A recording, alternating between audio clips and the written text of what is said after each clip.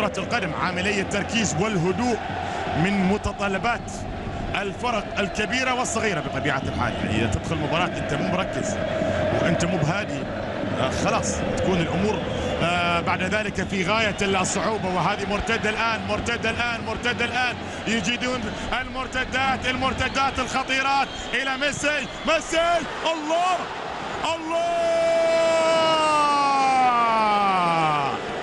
ما الذي تفعله يا ميسي؟ ما الذي تفعل يا ميسي؟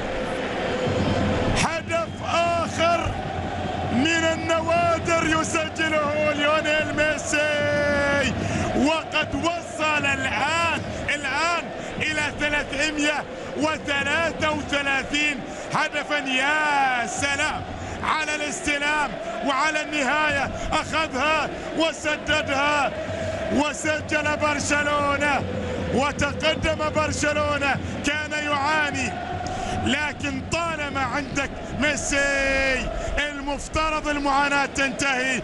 انتهت المعاناة، ويا لها من لقطة جميلة. بعد ذلك الاستلام من مرتدة، ميسي يرفع ايده والزملاء كذلك يحتفلون.